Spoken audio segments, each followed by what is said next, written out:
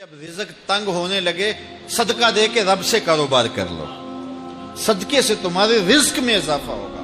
یہ رب کا وعدہ ہے اور اللہ کے وعدے جھوٹے نہیں ہو سکتے۔ رزق کی برکت کا ایک اور بہت بڑا ذریعہ النکاح ہے۔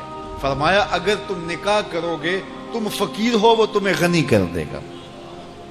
لوگ کہتے ہیں بچہ پیروں پہ کھڑا ہو لے تو پھر نکاح کریں گے۔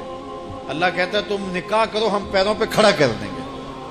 ہمارا فلسفہ اپنا ہے، اس کا حکم اپنا ہے۔ وہ کہتا ہے ابھی تو یہ اپنے لیے نہیں کماتا، تو جو آئے گی اس کو کہاں سے کھلائے گا؟ میاں جس نے آنا ہے اس نے اپنا رزق لے کے آنا ہے۔ تو بچوں کی شادیاں کرو، اگر وہ جوان ہو گئے رزق نصیب ہو۔ اپنے اہل خانہ کو نماز کے حکم دینے سے رزق بڑھتا ہے، کیونکہ جو صبح کا وقت ہوتا ہے یہ رزق کے بٹنے کا وقت ہوتا ہے، اور جس گھر میں صبح کے وقت لوگ سوئے ہوئے ہوتے ہیں وہاں بے برکتیاں ہوتی ہیں۔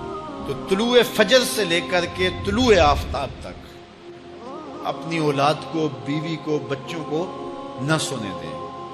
اس وقت رزق بٹنے کے لمحے ہوتے ہیں۔ کثیر دعائیں مانگیں، تلاوت کلام مجید پڑھیں، اور نماز فجر مرد حضرات مسجدوں میں جا کے باجماعت ادا کریں، اور گھروں میں جو ہے وہ بیٹیاں بہنیں مصلے بچھا لیں، تو اللہ کی رحمتوں کا نزول ہوگا۔ اب ایک حدیث میں رزق کے اضافے کا ایک اور نسخہ ارشاد کیا گیا۔ میرے حضور نے فرمایا جو شخص یہ چاہتا ہے کہ اس کے رزق میں برکتیں ہوں اور اس کی عمر میں اضافہ ہو، تو وہ اپنے رشتہ داروں کے ساتھ سلوک اچھا کرے۔ رشتہ داروں کے ساتھ اگر اچھا سلوک کرو گے تو پھر تمہارے رزق میں برکت ہو۔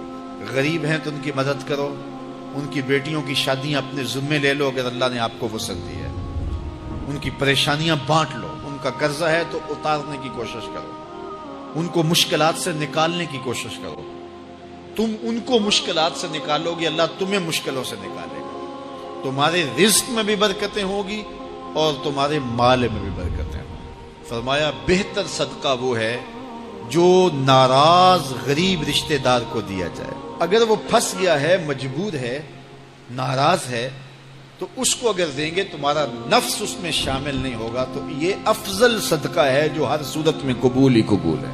رزق کے اضافے کا ایک اور سبب الاحسان الی الضعفاء، جو کمزور لوگ ہیں ان کے ساتھ اس نے سلوک کرنا۔ الانفاق علی طلبۃ العلم، طالب علموں پہ خرچ کرنا، یہ بھی رزق میں اضافے کا سبب اور ذریعہ ہے۔ وہ حضرت بابا فرید نے کہا نا، چھٹا رکن دین کا روٹی ہے۔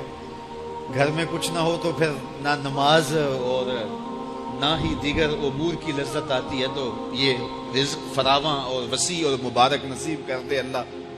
تو اس کے لیے ایک اور وظیفہ میں دیتا ہوں، اور وہ یہ کہ مغرب کے بعد 21 مرتبہ سورۃ الکوثر پڑھ لیں، کثرت ہو جائے گی انشاءاللہ۔ اول خدوشی پڑھ لیں، 5-7 منٹ لگتے ہوں گے، تو سورہ کوثر 21 مرتبہ روزانہ مغرب کی نماز کے بعد پڑھیں۔ اور اگر بہت زیادہ مسائل ہیں تو ہر نماز کے بعد پڑھ لیں، تو انشاءاللہ آپ دیکھیں گے کہ گھر میں برکتیں اترتی محسوس ہوں گی، انوار کا نزول ہوتے محسوس کریں گے۔ تو یہ وہ رزق کے اسباب ہیں، اگر ہم اختیار کر لیں تو ہم اللہ کی خاص رحمتوں کے حقدار ہوں۔